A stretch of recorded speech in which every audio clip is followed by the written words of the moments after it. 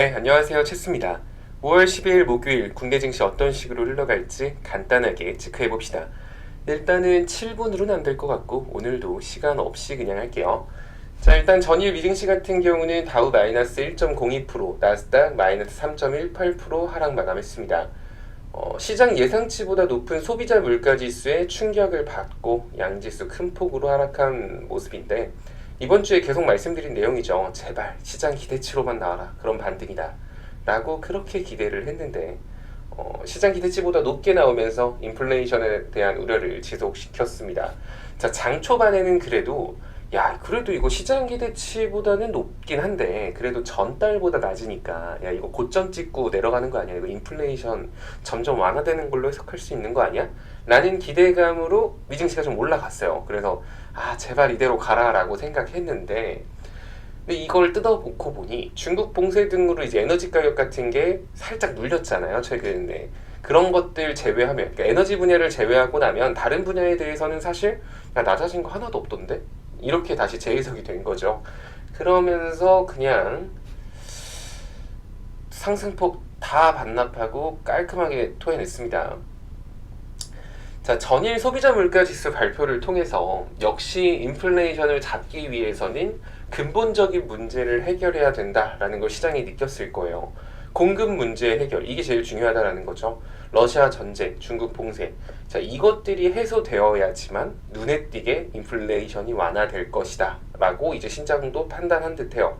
전승절이 그 끝을 확인할 수 있는 되게 기회였는데 그때 푸틴이 딱 나와가지고 휴전이라던가 차라리 전면전도 괜찮아. 그럼 전면전 얘기 나오면 어떻게든 긍정적인 거 찾으면 되거든요. 대신 전쟁 빨리 끝날 거야. 이런 식으로 찾으면 되는데 그냥 와서 박수만 치고 들어갔잖아, 푸틴이. 진짜 러시아랑 중국은 이렇게 도움이 되는 게 없는 것 같아. 그래서 결국에 지금 정말 따지고 보면은 지금 시장이 이렇게 빠지는 게 인플레이션이 심해지지 않을까라는 두려움일까? 이런 생각보다는 솔직히 전월 달에 인플레이션 지표 그 소비자 물가 지수가 더 높았고 여기에 대한 우려는 지속적으로 나오고 있어요. 그러니까 인플레이션이 점점 더 심해지지 않을까라는 그 두려움보다는 사실 이제 이런 악재들이 시간이 지나면 해소가 돼야 되는데 이런 가능성을 지금 시장이 안 보여주고 있는 거잖아요. 그런 곧 있으면 끝나겠다라는 그런 희망이라던가 그 기대감조차 주지 않는 이러한 시장의 모습에 실망했다라고 보는 게 더 맞는 것 같아요. 두려움보다는 실망감이 크니까 매수세가 줄어들고 그냥 질렸다 짜증난다 하니까 매도하는 거고 이렇게 보시면 될 것 같습니다. 자, 어제도 사실 제가 남겨드린 내용이죠. 나스닥 같은 경우는 우하향 추세선 순간적으로 돌파하는 듯 해서 박스권을 만드는 듯 했으나 다시 재진입했고요. 아래 11,200포인트 부근에 갭자리가 존재를 하고 우하향 추세선 하단부가 이 자리이기 때문에 이 자리까지는 다시 떨어질 가능성이 사실 높다라고 어제도 다시 한 번 더 말씀을 드렸어요. 근데 이렇게까지 빨리 빠질 줄은 몰랐어. 이런 거는 좀 틀려도 되는데 왜 이런 것들이 기가 막히게 잘 맞나 몰라. 하루 만에 거의 와버렸죠. 자, 그런데 오늘은 또 생산자 물가 지수 요게 발표가 됩니다. 이것도 인플레이션 상황을 알 수 있는 중요한 경제 지표죠. 자, 일단은 소비자 물가 지수 같은 경우는 시장 기대치보다는 높았지만 그래도 전달보단 낮아졌잖아요. 그래서 뭔가 애매해. 이거를 좋게도 해석할 수도 있긴 한데 아직 확신이 안 들어. 소비자 물가 지수 하나만 가지고 뭔가 확신 있게 말하긴 힘들어. 이러면서 생산자 물가 지수를 기다리고 있을 수도 있어요. 그래서 오늘도 되게 중요한 날이라는 거죠. 자, 우하향 추세선 이 하단 깨면 좀 그때부터는 되게 머리가 많이 아플 것 같아요. 나스닥 11,200을 일단 바닥으로 보고 있다라고 이번 주에 계속 말씀을 드렸었던 거라서 지금 그 자리까지 생각보다 빨리 왔거든. 차라리 어제 한 11,450, 500 끝나고 오늘 생산자 물가지수까지 망해가지고 11,200을 찍었으면 악재 나올 거 다 나왔는데 바닥 찍었으니까 걱정 안 합니다 라고 하겠는데 이게 애매합니다. 그래서 오늘 생산자 물가 지수로 지수가 반등할 수 있을지 사실 지켜보는 것 말고는 지금 우리가 할 수 있는 대응은 딱히 없는 것 같아요. 지금 아무것도 확실한 게 없는 상황에서 손절 쳐서 딴 거 살 것도 없잖아요, 지금. 그러니까 종목이 되게 나빠서 시장 경제가 우울해서 하는 게 아니기 때문에 일단 뭐 할 거는 관망? 이게 가장 베스트인 것 같아요. 멘탈 일단 꽉 잡고.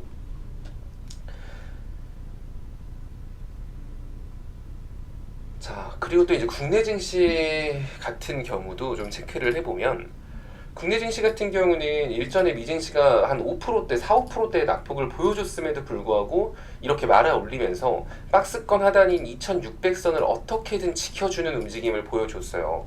근데 오늘 다시 또 한 번 더 시험대에 올라가네요. 다시 한 번 더 박스권 하단부에서 어제 미증시가 3% 가까이 나스닥 기술주 중심으로 낙폭을 보여줬기 때문에 금일 어떻게 되려나. 게다가 오늘 같은 경우는 옵션 만기일이기도 하죠. 박스권 하단 이 이하까지의 낙폭을 과연 외인이랑 기관도 감당할 수 있을까? 부담스럽지 않을까? 라는 생각을 하면 오늘 되려 외인이나 기관 쪽에서 매수세로 박스권 하단을 최대한 지켜주는 모습세가 나올 수도 있거든요. 그러니까 옵션 만기일에 희망을 걸 줄은 몰랐는데, 일단 국내 증시 같은 경우도 옵션 만기일이라는 거, 여기에 살짝 희망 한번 걸어봅시다. 일단 시초에 투자 심리가 싹 죽는 건 어쩔 수가 없을 거예요. 소비자 물가지수가 높게 나왔다고 하면서 국내 증시에서 당연히 누가 오늘 같은 날 시초에 열심히 매수하겠어요. 그냥 야 오늘 시초가가 고가 아니야 라는 생각으로 매도하는 사람은 많을 거고, 아 모르겠다 일단 관망하자는 사람들도 많을 거라서 당연히 시초에 매도세가 많이 나올 겁니다. 자, 오늘 돈이 들어갈 수 있는 섹터를 생각을 해보면 전날 일단 유가 같은 경우가 좀 많이 급등을 보여줬어요. 유가는 제가 어제 가족방에서 그 초등학교 있잖아요, 채트 초등학교, 거기서 흥구석이 윗갭 있다고 어제 말씀드렸죠. 그때까지만 해도 흥구석이 음봉이었었는데 장마판이 조금 올라갔어요. 흥구석은 일단 첫 번째 갭자리가 살아있어요. 네, 자, 이 자리 보고 말씀을 드린 거긴 한데, 짧게 보실 분들은, 어제 매수하셨던 분들 짧게 보실 분들은 여기까지 보셔도 상관없는데, 자, 에너지 관련주들 GSE, 중앙에너비스, 흥구석유, 중앙에너비스도 잘 괜찮아요. 그 다음에 한국석유도 충분히 61선까지 재차 상승폭 나올 수 있어요. 오늘 뒷부분에 말할 내용 한번 들어보세요. 그리고 SH에너지화학, SH에너지화학 같은 경우도 급격한 상승폭에 어디까지? 뭐 거의 뭐 칼 같죠. 급격한 상승의 절반까지 낙폭을 보여줬기 때문에 이 낙폭의 절반까지 재차 상승 가능한 거예요. 그 자리는 1450원. SH에너지화학 같은 경우도 한 8% 정도는 추가 상승폭 보여줄 수 있기 때문에 오늘 시초에 유가 관련주들이 좀 집중하시거나 돈 있다 하시는 분들은 손절가 잡고 유가 관련주 들어가시는 것도 나쁘진 않을 것 같아요. 자, 그리고 또 이슈가 나온 게 HMM 같은 경우. 자, 보시면, 자, HMM 운임 하락에도 1분기 순항, 2분기 실적, 호실적 기대라는 뉴스가 나왔습니다. 자, HMM 같은 경우는 사실 우리가 지금 투자 중인 종목이잖아요. 일전에 잡아놓고 지금 약수익권에서 놀고 있는 종목인데 이때 잡았습니다. 어제 미증시만 아니었어도 얘는 오늘 시장의 주인공이 될 만도 했어요. 어제 페노션이 실적 발표 나오고 잘 올라가는 거 봤잖아요. 해운 관련주들이. 이제 HMM도 어제 그런 게 나왔어야 되는데 오늘 그 아침부터 그런 뉴스가 나오고 있어서 오늘 악재가 많은 시장 속에서 과연 얘가 버텨내고 더 올라갈 수 있을지, 어찌 보면 시장에 갈 거 없으니까 돈이 들어갈 가능성도 존재를 합니다. 이 해운 쪽 같은 경우는 1분기 실적, 2분기 실적 나쁘지 않았는데 만약 얘는 그런 기대감이 있는 거예요. 인플레이션이 지금 심해. 그런 건 있는데 그 원인이 중국 봉쇄잖아요. 결국 그 중국 봉쇄, 상해 봉쇄가 해제되면 나아지지 않을까라는 시장이 기대를 하고 있고, 만약에 상해 봉쇄가 해제됐을 때 이런 해운, 선박 이런 애들 쪽 같은 경우는 3분기 실적이 더 좋게 나올 거라는 기대감도 생길 수 있어요. 그러니까 2분기도 좋았는데 3분기는 더 좋아질 수 있겠네. 중국 봉쇄 해제되고 하면은 더 좋아지겠네. 라는 기대감이 계속 생긴다라는 거죠.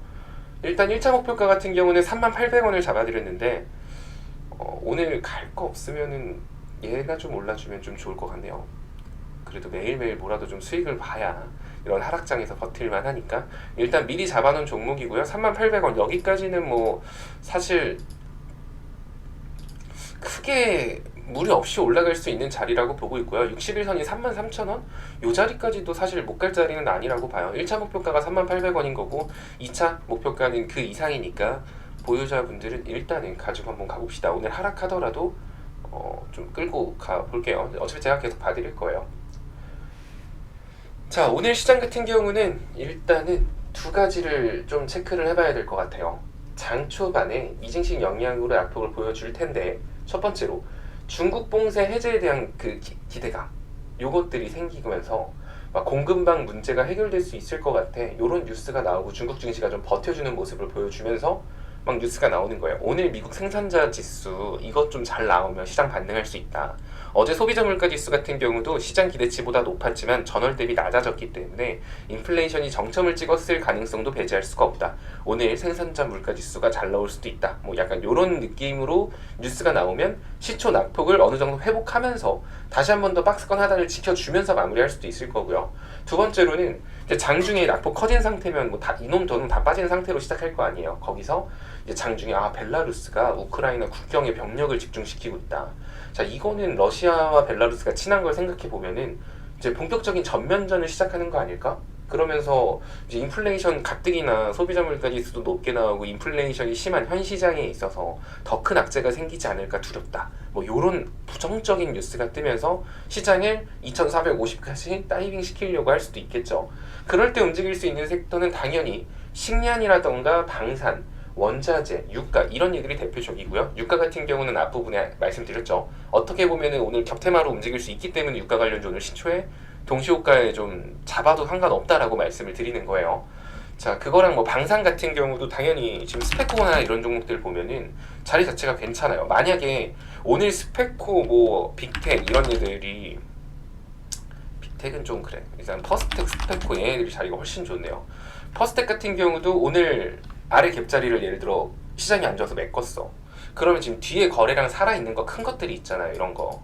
지금 퍼스텍 같은 경우가 방산으로도 들어갔지만 막 로봇도 묶였었고요. UAE 막 이런 걸로도 묶였어요. 지금 최근 시장에 강하다고 한 테마는 되게 다 묶고 움직인 게 퍼스텍이거든요. 그런 상태이기 때문에 만일 퍼스텍 쪽이 오늘 시장 안 좋아서 초반에 개파락이 나오거나 낙폭을 키웠다라고 하면 아마 거래량 실리면서 빠지진 않을 거예요. 그럼 뒤에 거래량 받쳐주는 거 있기 때문에 오늘 시장 개파락하면서 퍼스텍까지 떨어지면 퍼스텍은 신규 진입하셔도 상관없을 것 같습니다.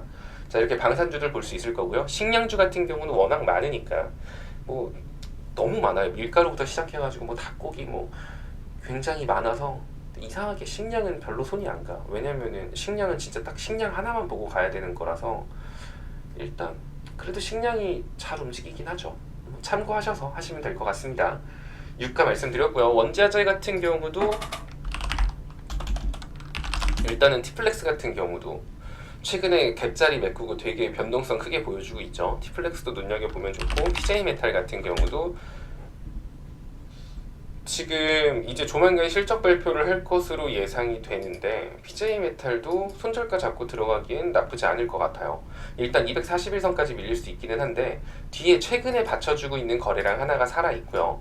이 급격한 낙폭의 절반이면 5,750원까지 추가 상승폭 나와도 이상하지 않죠. 실적도 잘 나오고 만약에 말한 것처럼 오늘 2번으로 진행돼서 이 전쟁에 대한 전면전에 대한 우려감이 더 인플레이션을 가속할 거다라는 이런 얘기까지 나온다라고 하면 이것도 원자재 관련해가지고 다시 한 번 더 뭐 6,000원 부근까지 상승하는 거 그렇게 어렵지 않아 보이니까 일단은 241선 기준을 잡고 접근하시면 될 것 같아요.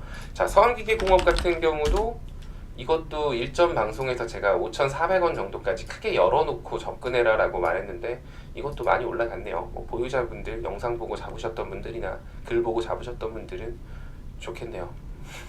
그냥 해봤어요. 부럽다.